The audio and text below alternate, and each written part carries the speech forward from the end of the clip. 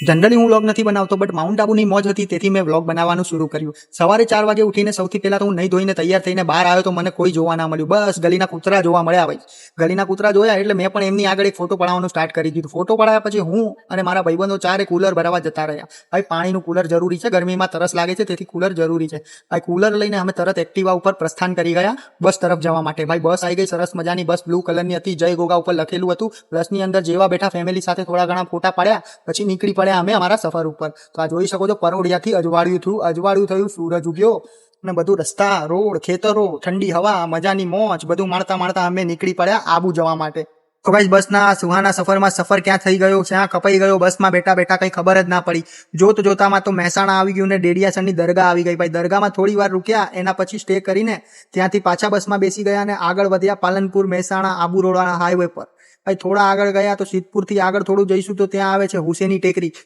તો ભાઈ અહીંયા અડધો કલાક માટે ઉભા રહીને અમે ચા નાસ્તો કર્યો ને પાછા બસમાં બેસી ગયા.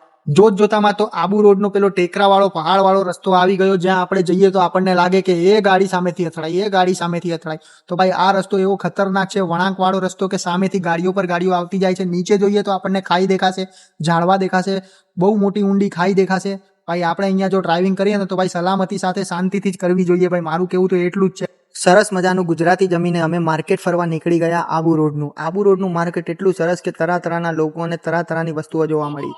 ભાઈ માર્કેટ ફર્યા પછી અમે 150 સીડીઓ વાળી ડેડકા પોઈન્ટની સીડીઓ ચડવા લાગ્યા. ભાઈ ડેડકા પોઈન્ટ એક એવું લોકેશન છે જ્યાંથી તમને મળી જશે આબુની બધી જ વસ્તુ ત્યાંથી જોવા મળી જશે. ડેડકા પોઈન્ટ એક એવું પ્લેસ છે જ્યાંથી તમને નક્કી લેક આખું જોવા મળી જશે.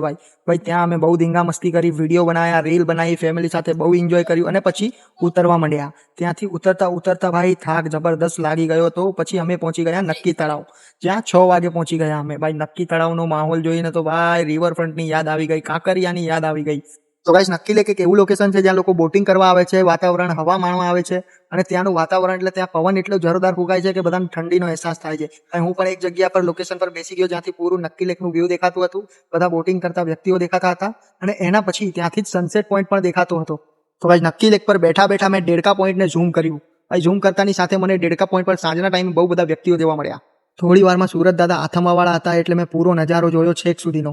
ભાઈ એના પછી ચમગાદર એટલે કે ચામાચીડિયા ભાઈ છૂટી પડ્યા પહાડોમાંથી. ભાઈ પહેલી વાર આટલા બધા ચામાચીડિયા જોયા મેં. પછી તો શું ભૂખ લાગી એટલે જમવા જતા રહ્યા. ભાઈ સરસ મજાની દાલ બાટી જમી, એના પછી ઘર તરફ પ્રસ્થાન કરી દીધું. ભાઈ પાછો અમે પહાડ ઉતરવા લાગ્યા અને સીધા ઘરે જવા માટે નીકળી પડ્યા.